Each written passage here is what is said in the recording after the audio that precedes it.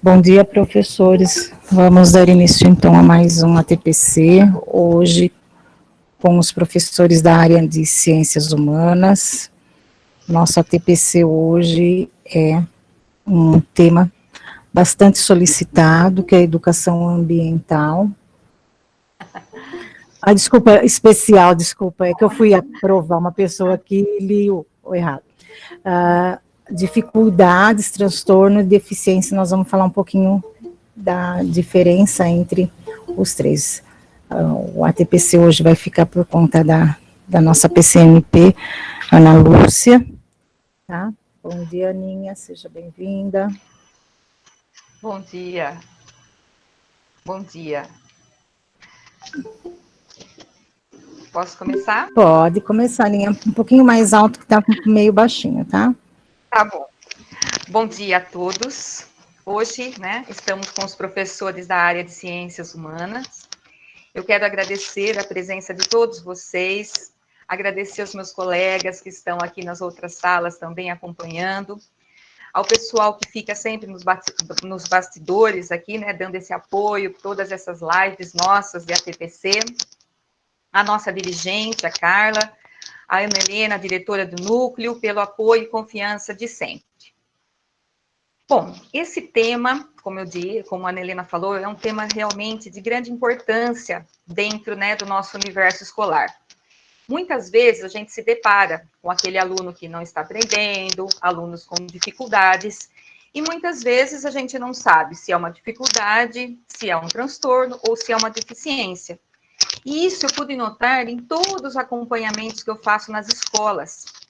A gente sente essa necessidade do professor de ter, pelo menos ali, uma orientação para que, quando olhe para esse aluno, saiba atuar de uma forma melhor. Sempre quando eu penso assim, em uma orientação, eu penso assim: quais as informações que serão mais relevantes e que podem transformar minha maneira de agir, de pensar, que pode colaborar com o meu trabalho? Então, sempre eu faço essa pergunta antes de começar, para depois a gente ver se realmente o que foi passado colaborou. Eu vou mudar minha maneira de agir, minha maneira de pensar, tá? Então, pense um pouquinho em tudo isso que a gente vai falar. Pode passar, Salete, por favor. Então, educação especial, a dificuldade, transtorno, deficiência. E aí nós vamos começar pela dificuldade de aprendizagem. Quando a gente tem aquele aluninho nosso que não está aprendendo, a gente já percebeu que ele já está numa idade, chegou lá no 6º ano e está com muita dificuldade ainda de aprendizagem. Só que esse termo que a gente usa, dificuldade, ele é um termo muito genérico, na verdade. A gente ainda não sabe se existe uma causa evidente para essa dificuldade. Por favor. A princípio, a gente sempre deve usar o termo dificuldade de aprendizagem. Eu fico muito assim, com um pé atrás, quando a gente chega assim em algum lugar, alguma escola, e tem aquele aluno que tem uma dificuldade muito grande de aprendizado, e aí assim a pessoa já fala assim: ele tem uma deficiência, certeza. Não é certeza que ele tenha uma deficiência. A gente precisa investigar, a gente precisa avaliar, e a gente precisa de um profissional para realmente declarar se existe uma deficiência, tá? Nós vamos chegar nisso mais na frente, aqui eu já gosto sempre de falar isso. Por isso que quando as nossas orientações são feitas, eu peço sempre para os professores pensarem naquele aluno que vocês acreditam que possa ter algum tipo, aquele que você sabe que tem uma dificuldade e você acredita, pensa, acha que ele pode ter uma deficiência. Então, pensem, sempre a gente tem aquele aluninho lá, que apresenta essa grande dificuldade de aprendizagem. Então, quando nós ainda falando na dificuldade, a gente ainda, na verdade, está se referindo à dificuldade em si. Eu não sei a origem dessa dificuldade, eu só sei que ela está atrapalhando no processo de aprendizagem do meu aluno. Por favor. Já quando nós aprofundamos uma investigação sobre a origem e as siglas dessas dificuldades, desses alunos, a gente se depara com dois grandes padrões, que são eles. O dificuldade, que é o que nós vamos ver agora. Por favor, Salete. A dificuldade de aprendizagem, muitas vezes, ela pode estar ligada à escola desse aluno, uma troca de professor, o nascimento de um irmão, a separação dos pais, a perda de um familiar, falta de sono, problemas de saúde. Coloco nesses outros aí uma má adaptação de um processo de aprendizagem, de um método de aprendizagem que não foi adequado para aquele aluno. Lá no período de alfabetização, muitas vezes pode ter sido usado um método de aprendizagem, um método pedagógico, uma didática que não foi adequada a esse aluno. E ele traz desde lá dificuldade, certo? Eu sempre, quando eu chego nessa parte, eu sou alfabetizadora, vocês sabem, né? Sou PEB 1. E eu lembro que era assim, quando eu alfabetizava, quando chegava lá para junho, julho, e eu percebia que tinha aqueles aluninhos que ainda não estavam acompanhando a sala, eu sempre tentava mudar de alguma forma a maneira de trabalhar com eles. Porque eu já percebia que aquele método que eu estava usando, para aqueles não estava sendo adequado. Então, isso também pode se encaixar nessa dificuldade que o aluno apresenta. É.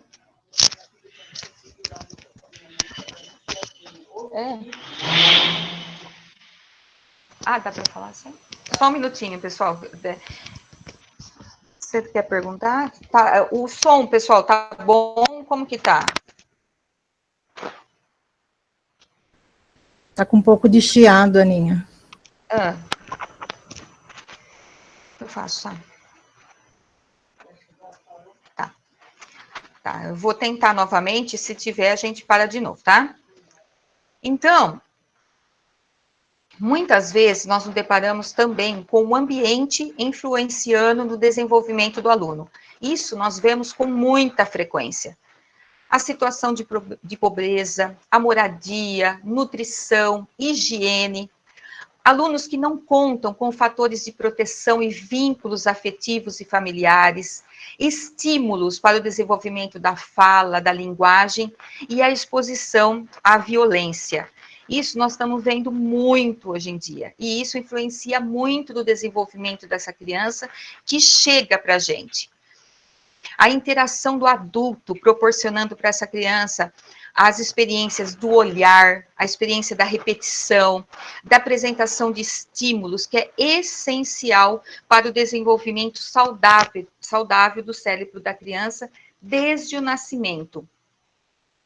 Muita gente, né, fala, para que conversar? Às vezes está grávida, conversar com o filho, desde esse momento, gerando, assim que nasce, você cantar, você conversar, são estímulos essenciais para o desenvolvimento da criança. O conversar com a criança, o ler uma história para essa criança, mesmo antes deles falarem, é importantíssimo para o desenvolvimento. E hoje em dia, é uma das coisas que a gente está vendo, assim, né?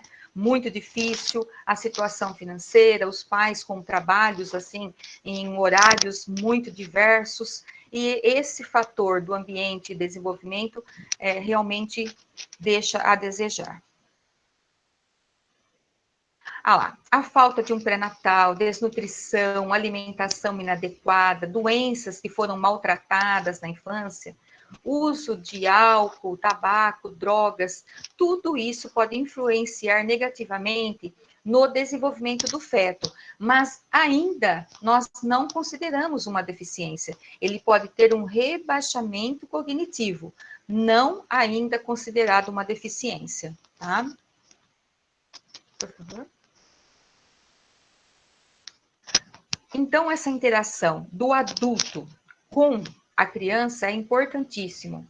Os estímulos, eu acho que, eu já até falei esse, Salete, pode passar? com o aluno, quanto mais pontes, mais fácil será o caminho da aprendizagem para esse aluno. Por favor. E agora sim. Então, nós falamos tudo que pode proporcionar para esse aluno uma dificuldade de aprendizagem. A dificuldade, ela é, na verdade, muitas vezes transitória. É um acontecimento da vida desse aluno, certo? E que você pode, com todo um aparato, claro, a gente tem que ter uma boa avaliação pedagógica desses alunos, isso eu não abro mão realmente. Mas também a gente sabe que existem os transtornos que são específicos de aprendizagem. Esse é o segundo padrão que nós vamos falar agora. Esse já é um caráter inato e persistente da dificuldade de aprender. São dificuldades que já estiveram presentes na vida escolar da criança. Então, por exemplo, pode passar, Celeste.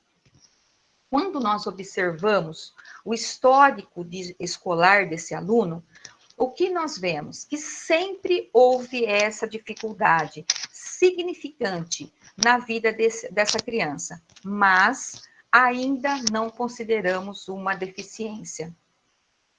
Por favor. Então, esse segundo padrão a gente chama de transtornos específicos de aprendizagem. Desses transtornos, realmente, elas são só identificados quando a criança ingressa na escola. Mas o olhar da família, claro, dos professores, podem auxiliar muito para identificar precocemente esses casos mais graves. Então, agora, por favor, Salete. Então tá. Tá. Ó, o segundo padrão, como já falamos, por favor, Salete. Então, esses transtornos ser específicos para uma determinada competência, como, por exemplo, na leitura, na escrita, na matemática, ou em múltiplas competências, atrapalhando diversos processos cognitivos envolvidos na aprendizagem. Embora o transtorno específico de aprendizagem tenha impacto significativo no processo, eu ainda não considero uma deficiência. Não considero uma deficiência intelectual. Vocês percebam que até agora nós falamos da dificuldade e do transtorno específico de aprendizagem. Nós ainda não citamos nada sobre deficiência, tá bom? Por favor. Entretanto, claro, todos esses transtornos que nós vamos citar agora, eles estão ligados ao desenvolvimento, né, da linguagem, das funções cognitivas dessa criança. Por favor. Portanto, né, essa defasagem, essa situação de defasagem de aprendizagem vai dificultar muito podemos suspeitar de uma dificuldade e não de um transtorno. Percebam ainda que nós, por isso que eu sempre peço e falo com vocês, no seguinte, nós não devemos nunca já colocar um rótulo no aluno. Não aprende, então tem certa deficiência. Por isso que eu falo para vocês, o caminho até chegar para eu poder falar que o aluno tem uma deficiência é longo. Por isso que nós estamos aqui hoje conversando sobre isso. Nós temos que ver realmente se ele tem uma dificuldade, que está no primeiro padrão, aí nós vamos para o segundo padrão, para identificar essa dificuldade, se ela já vem com esse aluno, se ele já nasceu com esse transtorno, para depois nós chegarmos na deficiência. Por favor. E como, Aninha? Vocês vão me perguntar como? Eu sei, é só com uma avaliação especializada. Aí sim, a gente vai poder definir a característica e a gravidade desse problema. E o professor, muito atento, acompanhando a sala, acompanhando seus colegas, vai poder fornecer a ajuda necessária para esse aluno. Por favor. Então, quais são esses transtornos específicos de aprendizagem? Que é o transtorno de leitura, a discalculia, que é o transtorno específico das habilidades matemáticas, a disgrafia e disortografia, que é o transtorno de escrita, e a dislalia, que é o distúrbio da fala. Por favor, Salete. Quando nós falamos aqui da dislexia, ela é um transtorno específico da leitura.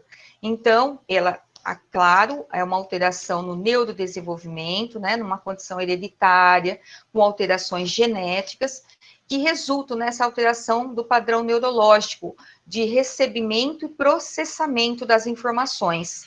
Por isso que o aluno sente tanta dificuldade na hora da leitura, que falam assim, eu não sei se vocês já assistiram aquele filme, Como Estrelas na Terra, que mostra a criança com dislexia, e ela é confundida com uma criança deficiente.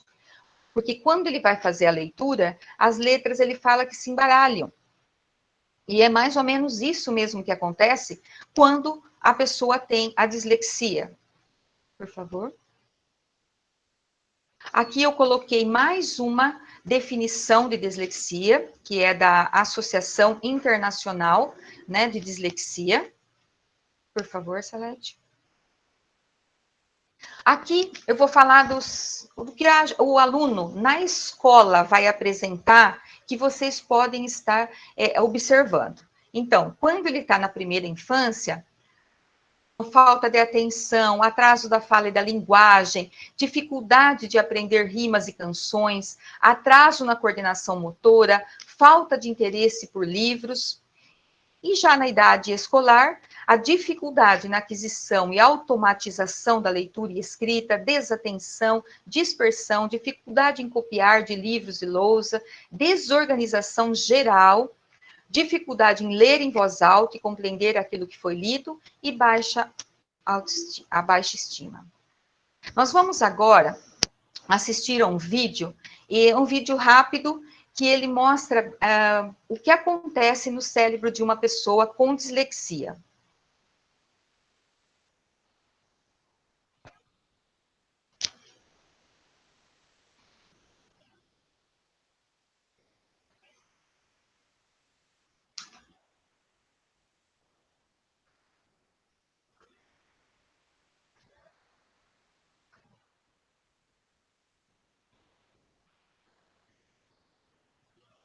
No dia que eu descobri que era disléxica, eu me senti melhor e feliz. Antes eu me sentia burra e diferente, mas... Até os 10 anos, Helena lia como Marcelo.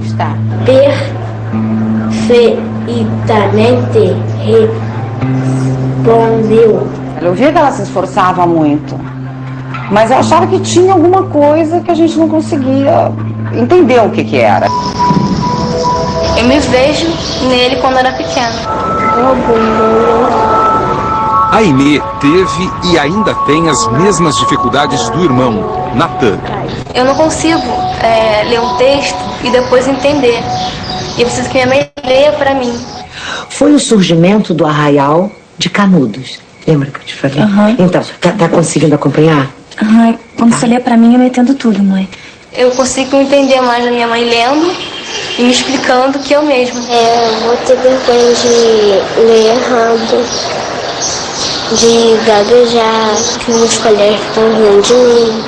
A criança com dislexia sofre muito aqui na sala de aula durante o processo de alfabetização. Ela faz o maior esforço, mas tem dificuldade na hora de juntar letras formando sílabas. E depois, na hora de juntar essas sílabas, formando palavras. É isso que compromete a escrita e a leitura de um disléxico. É uma dificuldade de transformar uma letra em som. Adesão em...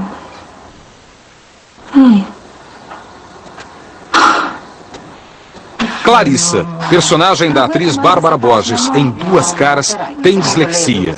A mãe Célia Mara, interpretada por Renata Sorrá, tenta ajudar a filha, que sonha em ser juíza. Por eles, já desde muito novos, já enfrentarem essa falta de conhecimento das pessoas, a rejeição, perdem o estímulo pelo estudo. tudo e acabam marginalizados, né? Porque não têm as suas dificuldades escolares reconhecidas e compreendidas. Frequentemente ele é taxado de preguiçoso e o pior, muitas vezes ele acredita nisso. Nós sabemos que existem uma série de alterações neurológicas que fazem com que a criança tenha essa dificuldade na leitura e na escrita. Veja o que acontece no cérebro de uma pessoa que não tem dislexia. Na hora em que ela está lendo, esta área no lado esquerdo é ativada. Ali se dá a identificação das letras. Uma outra parte faz o cérebro entender o significado da palavra. E por fim, uma terceira área, mais na frente, processa toda essa informação.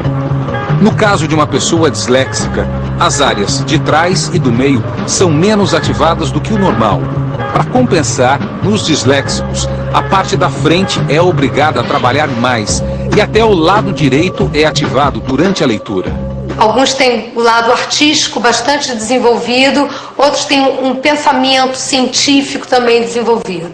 Há uma lista imensa de personagens geniais apontados como disléxicos. Da Vinci, Michelangelo, Van Gogh, Pablo Picasso e atores famosos como Whoopi Goldberg, Robin Williams e Tom Cruise, que assumidamente disléxico, usam um recurso para decorar as falas. Ele lê os textos, grava a própria fala e memoriza auditivamente. A dislexia, que segundo especialistas é hereditária e atinge até 17% da população mundial, pode e deve ser tratada para que sejam evitadas consequências maiores. Eu ficava com vergonha, porque tinha gente que lia normal, rápido, e eu ficava gaguejando às vezes. Muitas dessas crianças podem apresentar uma timidez que vai causar prejuízo e algumas outras podem até desenvolver um quadro depressivo. Com o acompanhamento de fonoaudiólogas que estimulam a leitura, fazem jogos com letras e sílabas, Brenner vem se superando. No aeroporto, eles apresentam suas passagens e suas bagagens são pesadas. A criança pode ter uma vida normalíssima. A exemplo de Célia Mara, a mãe da novela Duas Caras, a mãe de Natan e Aimee vem fazendo de tudo para ajudar os filhos. Dona Eliane entrou para a faculdade. No ano que vem, ela se forma fonoaudióloga. E você vai ser médica? É. Você tem medo de que a dislexia possa atrapalhar ou você não tem medo? Não. Não tenho não, já é um costume, já desde pequena tenho, então já sei como lidar direito com ela. E a Clarissa? Vai ser juíza? Vai. Eu acredito que sim, torço que isso realmente se concretize. Ela vai chegar lá. Secas de sua história, homens.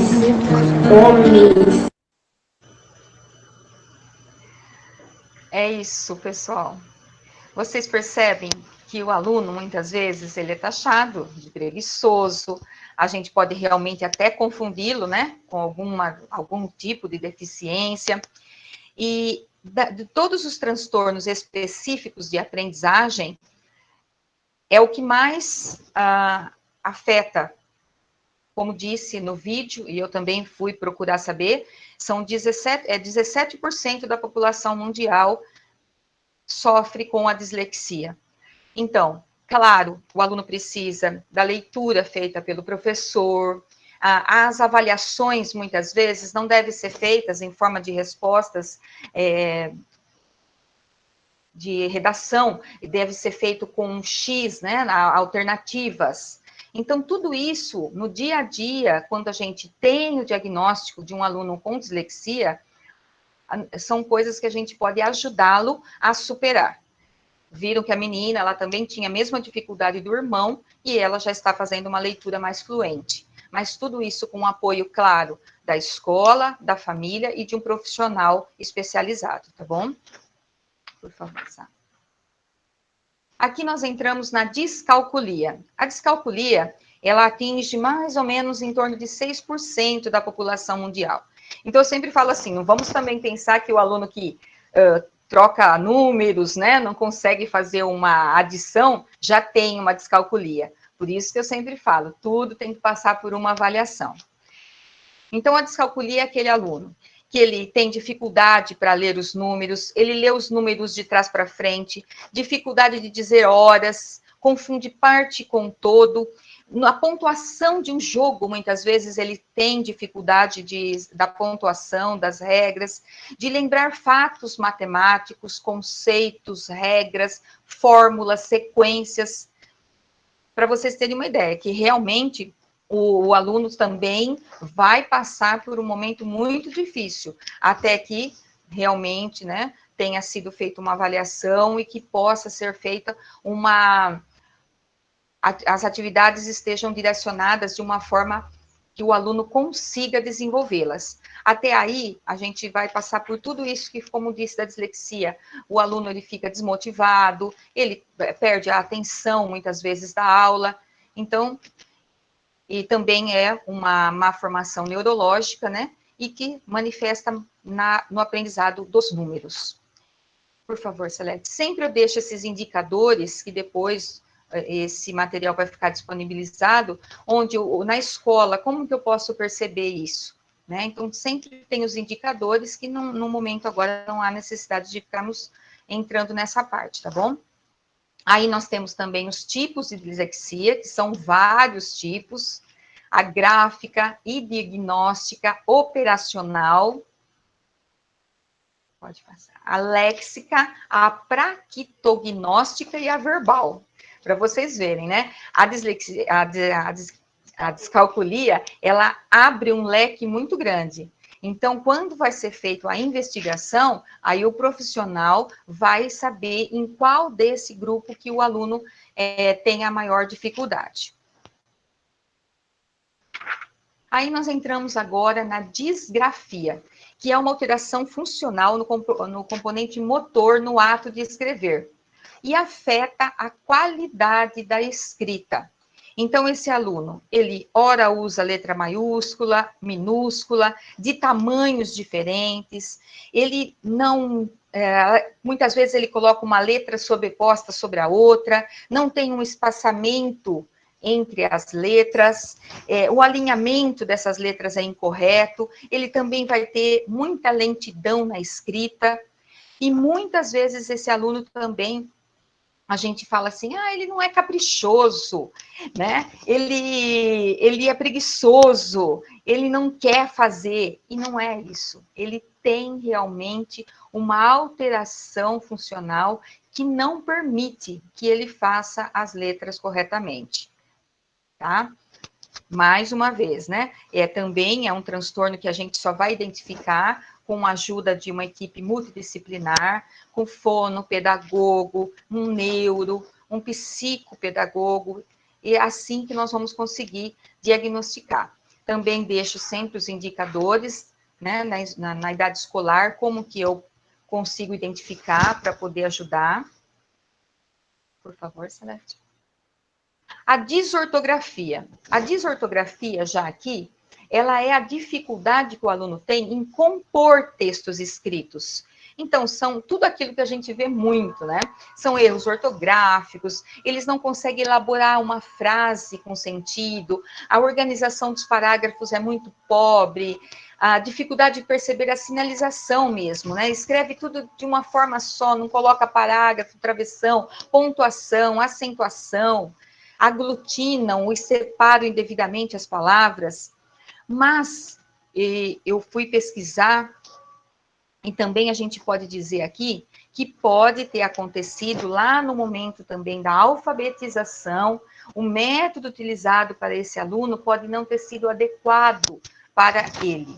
E também, nesse momento, ficou uma falha em que ele vai trazer até a vida adulta, certo? Também há necessidade de um apoio de uma equipe.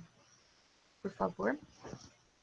A dislalia, que já é um distúrbio que comete a fala, né, caracterizada pela dificuldade de articular as palavras. Quando a gente fala na dislalia, por que ela atrapalha? Porque quando o aluno vai começar a escrever, ele acaba também trocando letras. E isso acaba atrapalhando no processo de alfabetização e, consequentemente, ele traz isso para a vida adulta. Então, a dislalia também ela precisa ser diagnosticada por um clínico, e ela também, por favor, Salete, ela pode ser também de 4 tipos, que a gente vai ver já já. Mas só uma dica que eu coloco aqui para vocês. Até os 4 anos de idade, os erros com a linguagem, eles são considerados normais. Mas, passando dessa fase, a criança, se ela continua falando errado e você não corrige, porque o certo também é ter a correção. Então, ela falava água, ela falava afo, aca. Você, a partir dos 4 anos, já há necessidade de fazer a correção, para que ela comece a falar corretamente. A gente acha bonitinho, tudo, mas tem um momento que a gente precisa começar a fazer essa correção. Aí, passando tudo, por isso que eu sempre falo para vocês, que muitas vezes todos esses tipos de transtornos, eles vão aparecer na escola, né? Aí chega na escola, o professor percebe que a criança está falando errado e está levando esse falar errado ao escrever também errado, a trocar letras, atrapalhando no processo. Por favor. Aqui só uma, né, falando helado que se aprende, né, que a gente sabe que cebolinha. E também aqui a dislalia, ela também é dividida em 4 tipos. A evolutiva, a funcional, por favor, a audiogênia e a orgânica. Então, só mesmo um profissional especializado é que vai poder ver onde é que a criança está com a maior dificuldade e enquadrá-la dentro dessas características para poder ter uma ajuda adequada. Agora, nós vamos falar um pouquinho de um transtorno que eu não poderia deixar de tocar nesse transtorno, né? Ele não faz parte. Nós vamos agora parar naqueles transtornos que nós acabamos de falar, que são os transtornos específicos de aprendizagem. Mas que é o que a gente mais se depara hoje em dia, né, nas escolas, é o TDAH. Só que o TDAH, ele não é um transtorno específico de aprendizagem. Ele é um transtorno de comportamento. Ele se caracteriza, claro, pela desatenção, hiperatividade e impulsividade. Quando nós nos deparamos com um aluno, desde a infância, desde da vida dele, né, de pequenininho, que ele já apresenta essa característica. Então, a gente pensa assim, dentro da sala de aula, eles atrapalham, na verdade, eles atrapalham muito. Por quê? Muitas vezes a dispersão é muito grande. A concentração na aula é muito difícil. E a gente sabe que para aprendizagem, as áreas e os circuitos cerebrais, eles têm que estar todos, né, de forma integrada. E para ter esse foco na atenção que vai proporcionar a aprendizagem. Então, percebam o quanto o TDAH vai atrapalhar no momento da aprendizagem. Por isso que eu não poderia deixar de falar sobre esse transtorno com vocês, tá? Então, nós temos que ficar muito atentos, porque a gente fala que o aluno, ele é esquecido, que ele não estudou, que ele esqueceu o material. Então, essas queixas são as mais frequentes dos pais e dos professores. Mas não é bem por aí. Esse aluno, ele está passando por um processo, ele tem dentro lá da cabecinha dele uma coisa que não deixa ele ter essa atenção. Então, vem o esquecimento, muitas vezes, no processo de alfabetização, ele vai ficando para trás. Então, por isso que eu falo para vocês, tem que ter uma atenção muito grande para esses alunos. Aí a gente tem várias maneiras, né, que a gente tenta fazer dentro da sala de aula, colocar esse aluno mais na frente, não colocar perto da janela e de portas, tá sempre chamando a sua atenção. Por favor, Salete. Aqui, umas características desses alunos, que com certeza vocês vão entender melhor, né? A dificuldade de prestar atenção na aula, distrair-se facilmente, ficar com a mente vagando pelo mundo da lua quando o professor está falando, pouca paciência para estudar e fazer os deveres, muita agitação, inquietude e uma capacidade incrível de fazer milhões de coisas ao mesmo tempo. Mas muitas vezes nenhuma delas ela é acabada, né? Eles começam uma coisa e não conseguem terminar, começa a outra. Então, também é uma característica da pessoa TDAH. Por favor. Aqui os indicadores que eu sempre deixo, que para vocês terem uma ideia dentro da sala de aula. E nós vamos apresentar aqui agora um videozinho para vocês.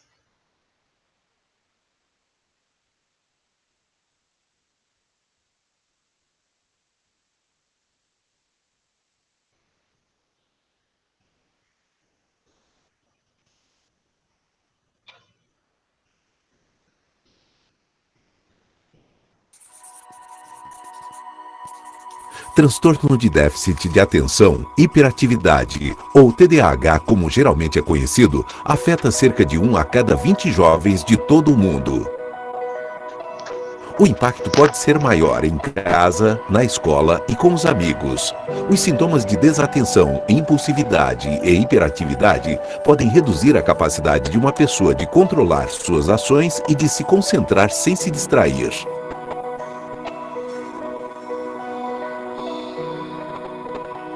Algumas pessoas não acreditam no distúrbio, mas imagens do cérebro mostram que os sintomas de TDAH estão associados com uma série de anormalidades no desenvolvimento e em algumas partes de funcionamento do cérebro. Vamos olhar primeiro para o córtex, a camada superficial do cérebro.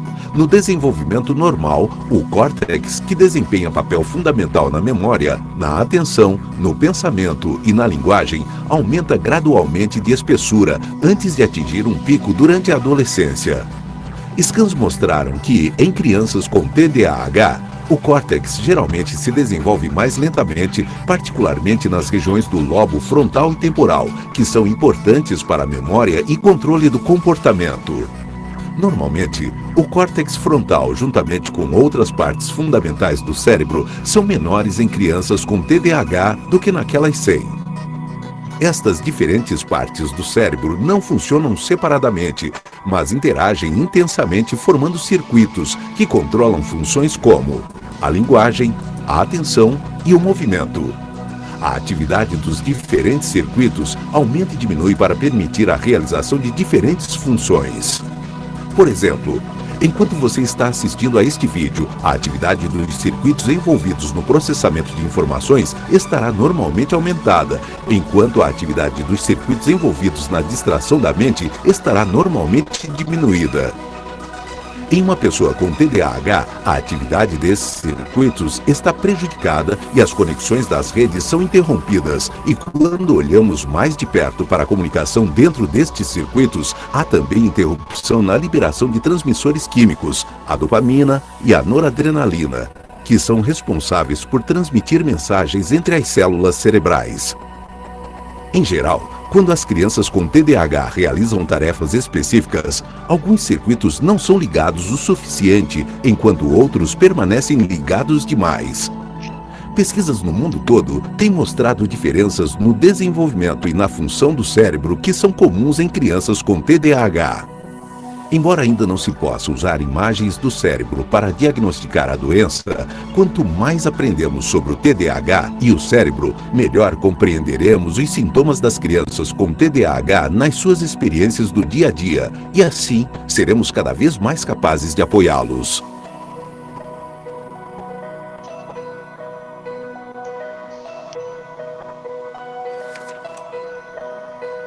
Pode tirar.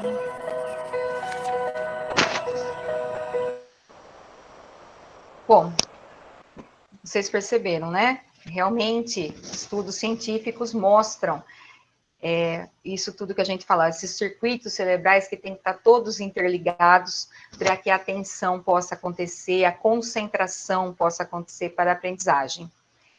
Nós temos entre 3 a 6% da população mundial tem o TDAH, tá? De 3 a 6% da população.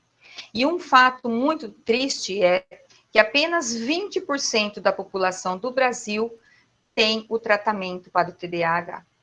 É muito triste isso, né? Apenas 20% da população é que tem o tratamento. Agora nós vamos ter, tem outro vídeo. Esse vídeo é para a gente descontrair um pouquinho.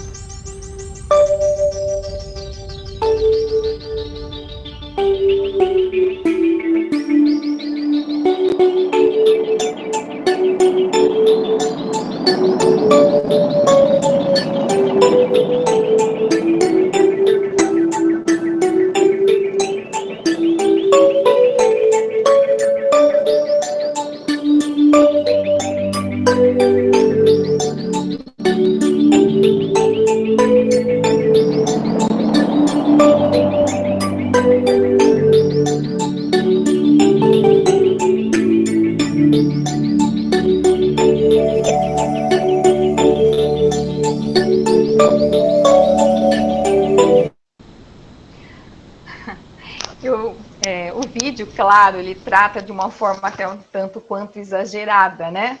O TDAH dessa criança.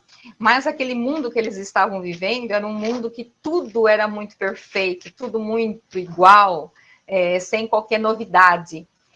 E o que mais ele queria realmente era ser feliz, né? Do jeito dele. E como os pais de lá, eles até buscaram a ajuda, não é verdade? Mas foi fácil para eles, né, se livrarem da criança, no caso aí. Mas eles estão chegando aqui para nós. Nós temos que estar realmente preparados para recebê-los, para realmente atuar da melhor forma possível com os nossos alunos. Então, muitas vezes as pessoas falam assim, que como tratar, como lidar com uma criança com TDAH, um jovem, ele tem que ter regras, sim, as regras são necessárias, nós temos que reforçar positivamente, tentar ao máximo criticar menos, as atividades têm que ser mais planejadas, mais objetivas, evitar comparações com os colegas. E quando mostra ali no vídeo, que mostra muito bem, quando os profissionais lá dão o remédio para a criança, é necessário, sim, é necessário. A partir dos 8 anos, a medicação, ela pode ajudar muito a criança com TDAH. Ela tem que ser ajustada, a fórmula, muitas vezes, no início é complicado, a criança, às vezes, fica um pouco apática, mas a fórmula, a medicação, o horário tem que ser ajustado e sempre pelo profissional, tá? Então, é necessário, sim. E muitas vezes as pessoas pensam assim, vai acalmar. Não, o remédio, na verdade, ele produz, né, neurotransmissores no cérebro para melhorar a atenção. Eles estimulam os neurotransmissores que vão ajudar na atenção dessa criança, tá bom? Então, percebam que até agora, o que nós falamos? Falamos da dificuldade de aprendizagem, que pode ser transitória. Nós falamos dos transtornos específicos de aprendizagem. Nós falamos de um transtorno de comportamento. Nesse momento agora, nós vamos entrar e começar a falar sobre a deficiência intelectual. Certo? Vocês vão ver que é muito amplo esse conceito para a gente olhar para uma criança e já falar que ela é deficiente. Então, vamos lá. Isso aqui é só para a gente pensar um pouquinho, tá? O que você entende por deficiência intelectual? Que características são observadas na deficiência intelectual? E qual a concepção que fundamenta esse seu conceito? Você já leu alguma coisa a respeito, né? Ou são só, assim, dúvidas que você tira com o colega? Isso aqui é só para a gente pensar um pouquinho. Por favor, Salete. Nós vamos entrar agora, definitivamente, no conceito de deficiência intelectual. Não tem uma outra forma de eu começar essa nossa fala aqui, se não falar do conceito que é da Associação Americana de Deficiência Mental. O estado de redução notável do funcionamento intelectual, significativamente inferior à média, ele tem que estar associado a limitações em pelo menos 2 aspectos do funcionamento adaptativo. Nossa, o quadro do intelectual desse aluno, que ele é inferior aos outros, que é o que a gente está percebendo ali no momento, não é só isso que basta para eu dizer, ele é um deficiente intelectual. Eu preciso olhar também para o funcionamento adaptativo desse aluno. O que é esse funcionamento adaptativo? É o seu dia a dia, o seu cotidiano. O que eu tenho que olhar, então?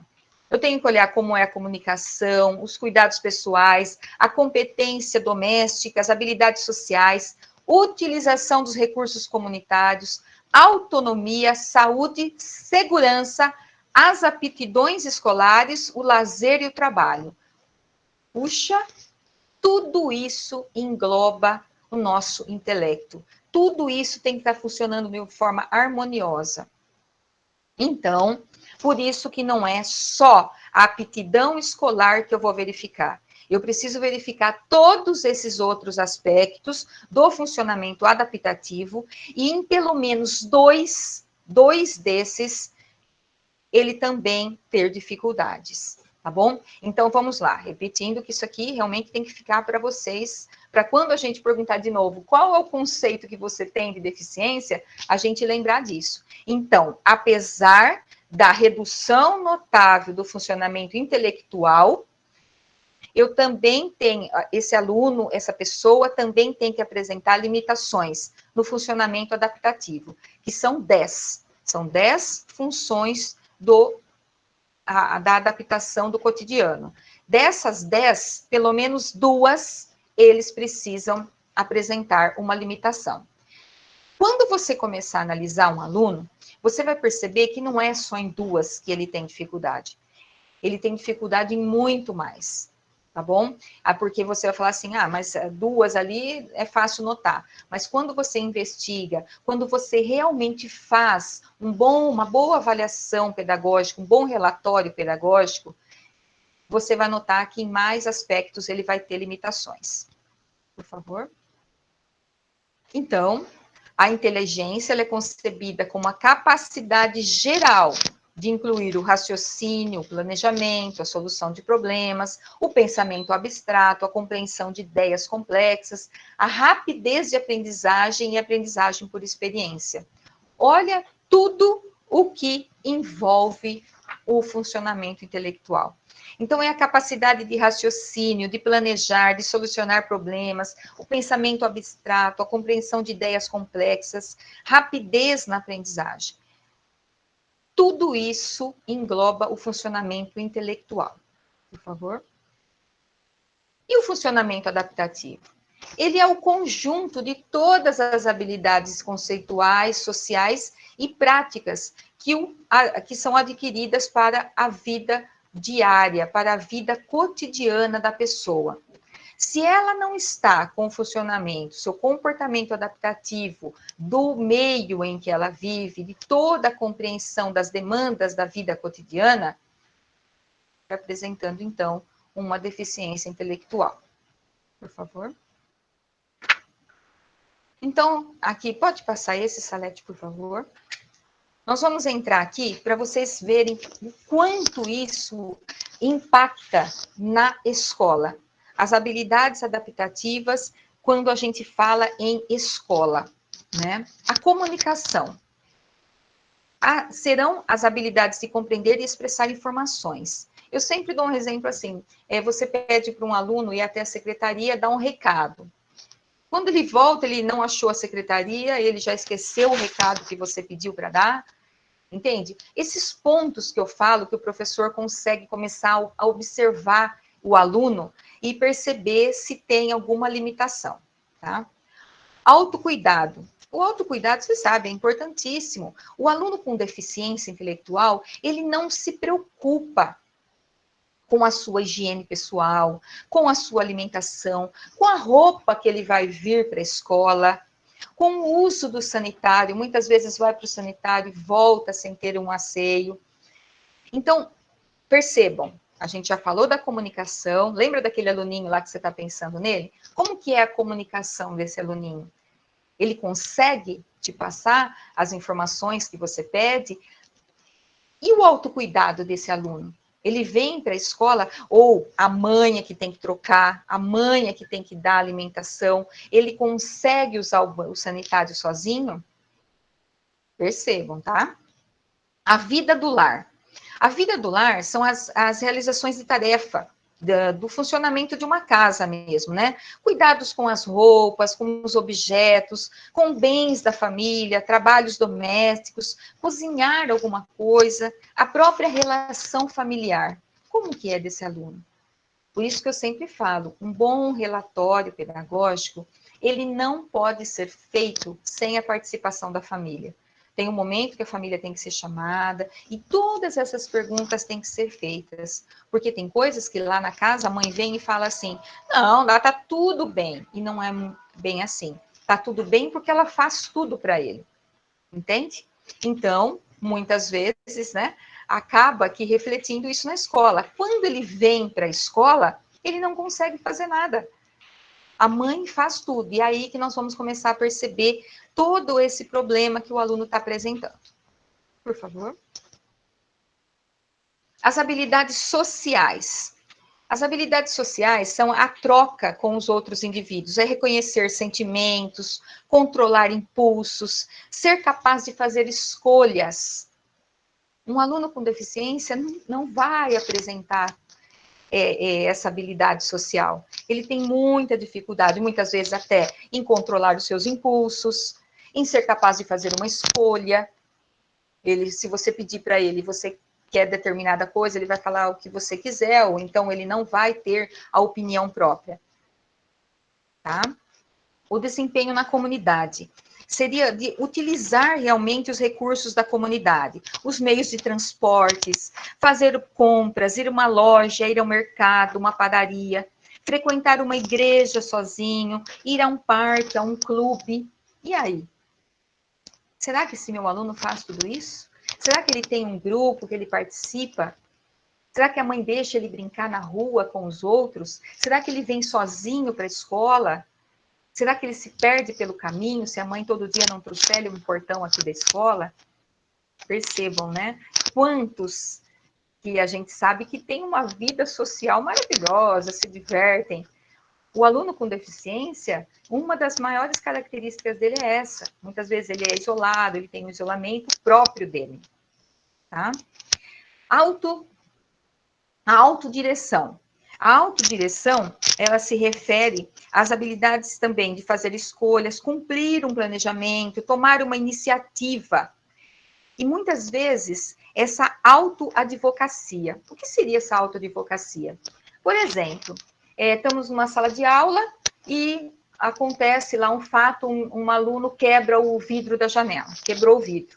Aí vem a gestão, vem a direção, vê o que aconteceu e acaba envolvendo esse deficiente intelectual aí nesse fato.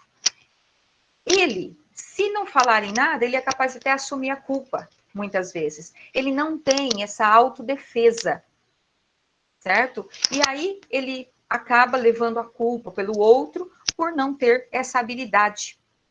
Por favor, Salete. Ai, de novo. Desculpa. É isso mesmo que eu estou falando, né? Da autonomia. Ele não tem autonomia, tá bom? A saúde e segurança, quando nós falamos, são as habilidades de cuidar da própria saúde, de evitar doenças, de prevenir um acidente, de evitar perigos, de conhecer e seguir regras e até as leis. Se estivermos segurando na mão de uma pessoa com deficiência para atravessar uma rua, ela atravessa, certo? Se nós não deixarmos remédios em lugares que ele possa pegar e a gente sabe que ele pode tomar. Então, percebam quantas coisas envolve essa habilidade da saúde e segurança. É lógico que a família vai estar ajudando vocês, no caso, a gestão, o professor coordenador, muitas vezes, quando pede para vocês ajudarem a fazer um relatório pedagógico, nesse momento, a ajuda da família é importantíssima, tá? Aí nós vamos falar das habilidades acadêmicas, né, que são relacionadas aos conceitos de ler, de escrever, conceitos matemáticos, que é o que mais a gente se apega nesse momento, claro, nós somos professores, e é aí que a gente começa a ver que tem alguma coisa errada. O lazer, que diz respeito às habilidades de entretenimento individual e coletivo, como eu havia falado, né, fazer suas escolhas, ter preferência, ter interesses por determinado esporte. Então, tudo isso influencia também nessa habilidade adaptativa. Muitas vezes, o deficiente, se você não levá-lo a praticar, ele não vai ter uma iniciativa. Seria a habilidade de obter um emprego. Aí já estamos falando da parte mais adulta. Também ter um comportamento apropriado na sociedade, realizar e finalizar tarefas, conhecer horários, compreender as pessoas, cooperar, cumprir prazos, aceitar críticas, manejar dinheiro, respeitar hierarquia e conhecer suas limitações e as limitações de um colega. Percebam quanta coisa nós estamos falando, né? Como? Por isso que eu falo para vocês, quando um deficiente intelectual arruma um emprego, todo o aparato deve existir ao entorno dessa pessoa. Deixar um deficiente trabalhando num espaço sozinho, sem ter um apoio de uma outra pessoa, porque ele vai ter as limitações nesses aspectos. Certo? Por favor, Salete. Aí, eu sempre faço esse joguinho aqui para vocês de perguntas, né? Então, qualquer criança com deficiência pode estudar em uma escola pública da rede estadual de ensino? Por favor? Sim. Nós temos que pensar em uma coisa. Nós temos, sim, casos sérios de deficiência, que nós chamamos de casos pervasivos. Esses casos, eles têm que ser encaminhados a instituições, certo? Isso nós não vamos, lógico, não tem como você trabalhar com a adolescente, uma criança, num estágio de pervasivo. Esse pervasivo, ele precisa de apoio 24 horas, tá? Um apoio total, então ele precisa de uma instituição. Mas os deficientes, como a gente tem recebido, eles podem estudar numa escola regular. Por favor, Salete. Todas as escolas devem receber alunos com deficiências, os transtornos, as altas habilidades. Todos os alunos têm direito à matrícula na escola estadual. Os pais podem procurar a escola mais próxima de sua casa, solicitando a matrícula. E não há restrição alguma por conta de uma deficiência. Por favor. A escola pode se recusar a matricular um aluno com deficiência por não se sentir em condições de atendê-lo? Pode ir, Salete. Não, de forma alguma. De forma alguma. Por favor. Eu sempre digo que... Acho que pulou um, sabe? Eu sempre digo que quem se adapta à escola...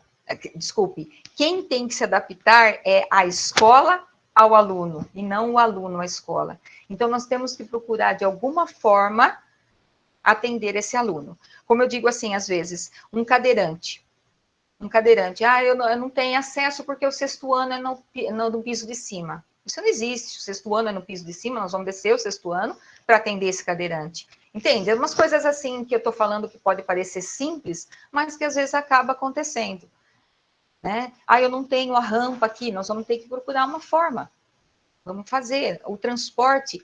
O aluno, quando ele tem o direito, ele tem a deficiência, ele tem direito até a 2 transportes. Um para a sala regular e um para a sala de recursos.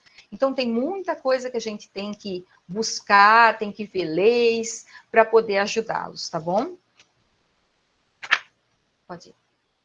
O professor pode se recusar a lecionar para turmas inclusivas? Nossa, né? Claro que não. Pode passar, Sá. É claro que não, né? Por favor, Sá. Como eu acabei de dizer, né? Cabe às escolas entender o seu papel e a lei, de modo a colaborar com a inclusão. Tá? Então, nós temos aí uma vasta legislações que embasam todo o aparato legal de um aluno. Então, muitas vezes, assim, eu não me sinto apto a trabalhar com esse aluno, ou então, eu tenho muita dificuldade de trabalhar com esse aluno. Entendam, professores, nós temos que trabalhar dentro daquilo que nós... Por exemplo, eu sou professor de língua portuguesa, eu vou trabalhar a língua portuguesa. Eu não tenho que estudar a deficiência para trabalhar. Eu só tenho que ter um olhar diferenciado para esse aluno, para, no momento, poder ajudá-lo. Por favor. Então, aí vem, né? Um professor da classe comum, sem capacitação, pode ensinar alunos com deficiência, altas habilidades de superdotação ou transtorno do espectro autista? Sim, claro. Por favor, Salete. Cabe ao professor, que é regente da classe, ou seja, sua função é trabalhar o currículo. É isso, a gente sabe disso. Visto que você é o especialista na sua área, na sua disciplina. Você é especialista em matemática, em história, geografia, arte. Quem tem que trabalhar de forma diferenciada com esse aluno é o professor da sala de recursos. Graças a Deus, nós temos hoje muitas escolas que têm as salas de recurso, que contam com esse apoio. Alguns alunos que na escola dele não tem sala de recursos, mas ele frequenta em outra escola, isso é importantíssimo. Nós temos também agora até o atendimento itinerante, que é o professor que vai na escola do aluno para atendê-lo, certo? E ele vai atendê-lo dentro da sua deficiência, porque ele sim estudou, fez uma pós-graduação na área da deficiência do aluno. Vocês não, vocês vão estudar, vocês vão trabalhar o currículo da sala. E muitas vezes, por que eu peço? O que eu peço é que esse currículo chegue a esse aluno com deficiência de uma forma mais branda, de uma forma mais tranquila. Então, por exemplo, eu estou trabalhando desmatamento, certo? Acho que é geografia, né? E eu posso levar para esse aluno uma figura de um lugar que está desmatado e uma figura de um lugar que não está. E que ele consiga entender a diferença, entende? Então, tem que trabalhar muito com imagens, certo? A leitura feita através de imagens. Por favor. Então, uma criança com deficiência ou com autismo, por exemplo, desenvolve na sala de recursos a orientação do professor especializado dentro das suas competências e das habilidades necessárias para a realização dessas atividades.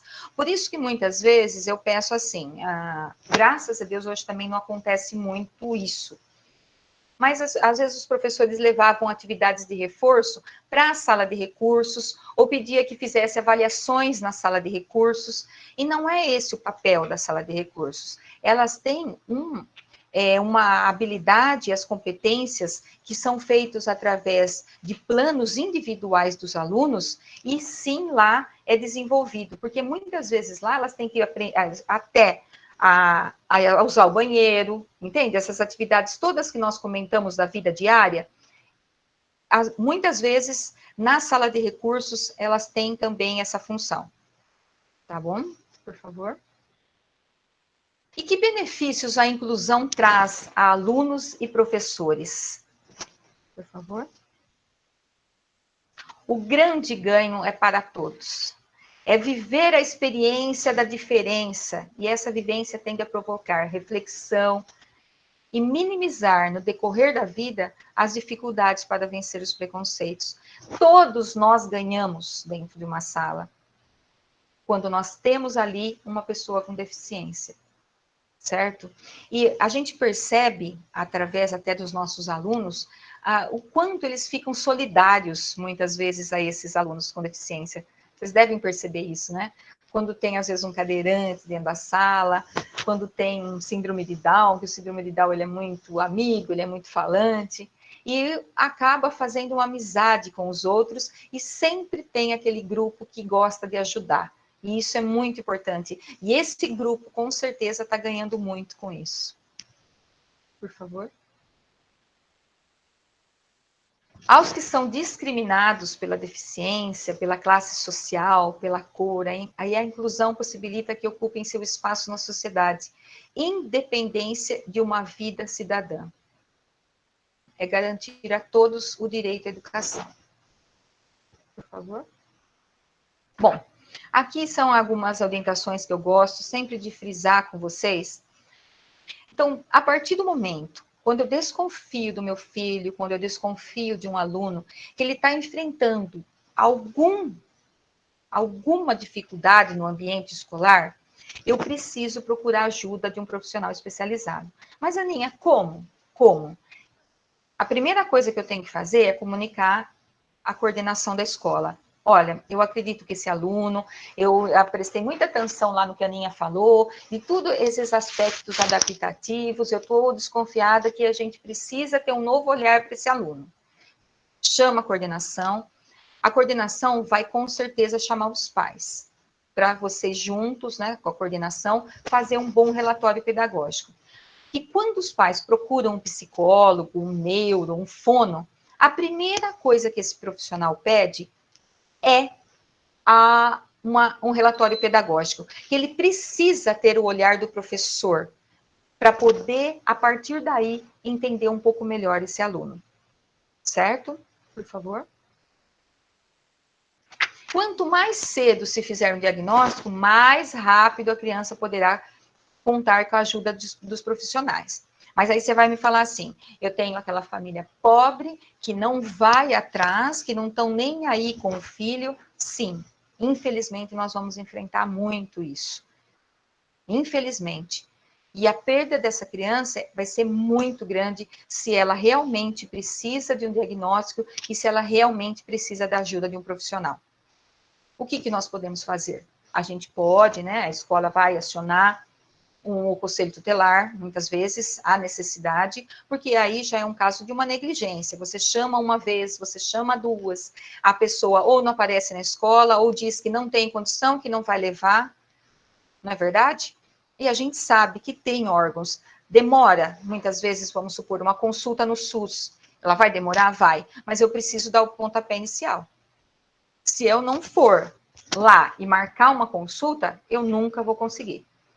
Entende? Então, nós, como professores, nosso papel nós vamos olhar para esse aluno, chamar a coordenação, fazer o nosso relatório pedagógico, que muitas vezes eu falo, Aninha, eu tenho medo de fazer relatório pedagógico, eu nem sei. Não, relatório pedagógico é o seu olhar do dia a dia para esse aluno. São anotações que você faz ali do lado. Hoje ele fez, hoje ele não fez, hoje ele está triste, hoje ele está chorando, hoje ele veio mal arrumado, hoje ele está nervoso, entende? E todas essas anotações que você faz ali no seu dia a dia, elas vão enriquecer esse seu relatório pedagógico. Por favor, Salete. Então, é fundamental, né, que os pais, os professores, principalmente a criança, ela entenda esse problema para ela poder conviver com ele e de uma forma positiva superar. Naquele vídeo que nós vimos da menina com dislexia, ela fala isso. Foi muito importante eu saber o que eu tinha. Eu saber que eu era disléxica. Por quê? Aí sim, ela também começou a ter uma boa autoestima, a também procurar ajuda. Porque muitas vezes, quantas crianças nós não podemos ter aí ao longo da nossa vida, da nossa jornada de magistério, não é verdade? Eu falo que muitas vezes eu peço perdão para alguns alunos meus que ficaram lá atrás. Porque eu comecei a dar aula, não vão aí fazer contas, tá? Eu comecei a dar aula há 33 anos atrás. Entende? Então, muita coisa. Eu não tinha internet, eu não tinha nada, eu tinha poucos livros para ler há 33 anos atrás. Então, tem muitos que devem ter passado pela minha mão, que tinham muito tipo de dificuldade e que, de uma forma ou de outra, eu acredito que eu tentei ajudar. Por favor. Então, aqui, só mais uma vez, para a gente, né, ficar claro para vocês, por favor, que o relatório, né, a importância que tem a avaliação que deve ser feita, né? Porque muitas vezes a gente fala assim, a avaliação, ela também não tem que só mostrar dificuldade. O que o aluno sabe também pode ser colocado numa avaliação. Porque aí sim, um profissional que está lendo aquela avaliação, ela vai ter uma descrição do aluno. Ele vai conseguir enxergar aquele aluno para poder ajudá-lo. Bom? Por favor. Pode ir, Sérgio.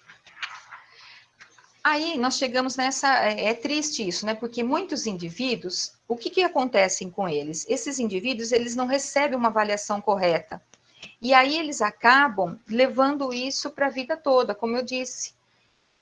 Então, se eu não tenho uma avaliação, eu não sei realmente o que eu tenho, se é uma dislexia, uma descalculia, se eu tenho uma dificuldade de aprendizagem que ficou de um processo de alfabetização que não foi bem desenvolvido, eu preciso saber para poder, a partir dali, ter a ajuda necessária. Por favor. Não, pode deixar isso, tá? Então, como eu disse, o relatório pedagógico ele é um instrumento importantíssimo, que ele vai possibilitar reunir as informações sobre o aluno, o que é necessário, que pode ser utilizado num propósito de melhorar o processo de aprendizagem. Pode ir? Então, a prática, né, de a realização do relatório deve ser uma constante na escola. Então, assim, os alunos que têm deficiência, eu sempre peço, no prontuário dos alunos com deficiência, tem que ter um relatório pedagógico, além, claro, do laudo médico ou psicológico. Nunca nós podemos entrar na sede, onde lá tem todo o registro dos alunos, e simplesmente colocar a deficiência. Isso acabou. Antigamente, muitas vezes, acabava acontecendo de entrar e colocar que tinha uma deficiência. Não. Hoje, nós só podemos cadastrar um aluno com deficiência, seja ela qual for, intelectual, visual, auditiva, múltipla, física, TEA, né, transtorno do espectro autista, se realmente nós tivermos um laudo comprovando essa deficiência e acompanhado também de um bom relatório pedagógico feito pelos professores e toda a equipe. Também é importante, né, destacar fatos e situações que a escola tem melhores condições de avaliar. Porque, por isso que eu falei para você, quando a mãe leva, a família leva para um profissional, tem coisas que o profissional, muitas vezes, não tem condições de avaliar. E só mesmo a escola é que vai ter esse olhar.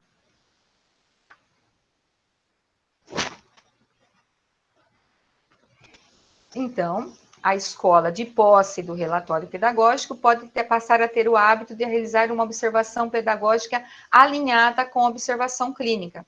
Então, vamos lá. Eu observei o meu aluno, eu percebi que tinha algo de estranho, algo diferente, chamei a coordenação chamou os pais, tá? Nós vamos falar do processo, né, que deve ser feito, E a partir daí, desse bom relatório, os pais procuram a ajuda de um profissional, de uma equipe multidisciplinar, e aí sim, você alinha o seu pedagógico com a observação clínica, para poder, da melhor forma, ajudar o aluno.